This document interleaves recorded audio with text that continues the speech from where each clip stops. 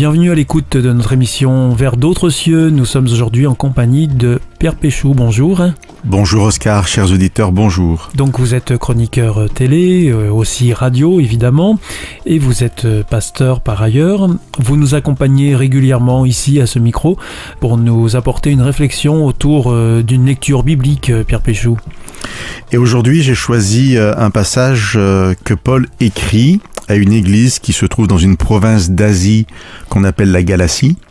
Et donc on parle de la lettre de Paul aux Galates, donc les habitants de cette province. Et donc vous nous proposez d'en prendre le chapitre 1er au verset 8.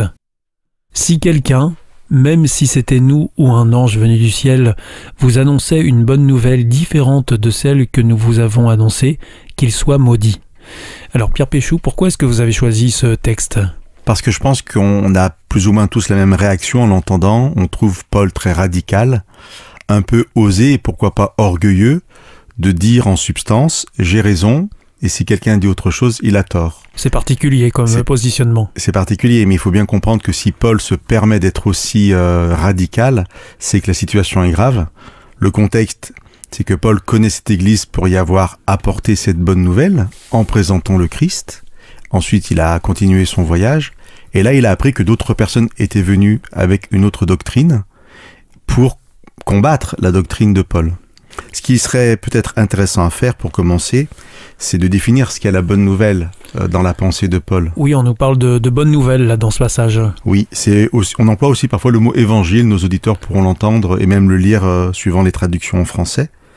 Nous sommes au début de la lettre de Paul aux Galates, vous avez lu le verset 8, mais si je lis un petit peu au-dessus, le verset 3 par exemple, voilà ce que Paul écrit, « Grâce et paix à vous, de la part de Dieu notre Père et du Seigneur Jésus-Christ, qui s'est donné lui-même pour nos péchés. » Alors on a ici la définition, la substance de ce qu'est la bonne nouvelle. On peut ressortir des mots qui sont des mots très forts, la grâce. Oui, c'est la grâce et la paix, la bonne nouvelle. Oui, la grâce et la paix sont le résultat en fait de Dieu présenté comme un père et de son fils qui est venu se donner lui-même. Donc c'est pas simplement obéir à une volonté du père, il s'est donné lui-même, c'est une volonté aussi de sa part. Là c'est une référence à la mort du fils, c'est-à-dire Jésus-Christ sur la croix. Je suis toujours peut-être un peu frustré de ne pas pouvoir développer tout ce que peut représenter cette croix.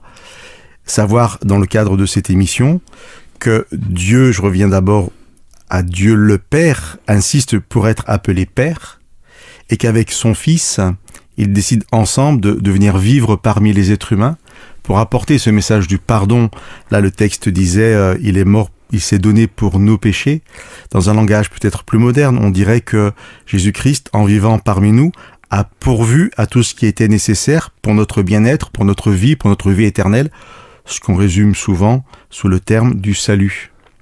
Alors voilà, on nous présente un Dieu qui dit « Je suis votre Père ». Comprenez-moi comme celui qui veut vivre cette relation d'amour avec vous, comme un père avec ses enfants. Jésus-Christ qui lui-même décide, il s'est donné lui-même.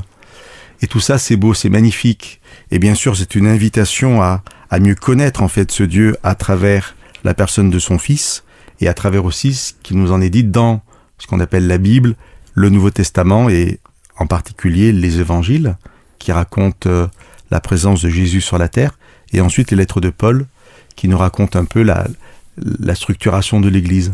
Et donc à ce moment-là, il était important de rappeler ça aux Galates. Aux Galates. Alors, ce qui est interpellant, c'était important de le rappeler, mais ce qui est interpellant, c'est que Paul leur a présenté cette bonne nouvelle, les Galates se sont réjouis de la connaître, ils ont donc adhéré à ce Dieu, et puis là, Paul est parti, quelqu'un d'autre vient, et annonce une doctrine différente, et les Galates sont sensibilisés à cette nouvelle doctrine.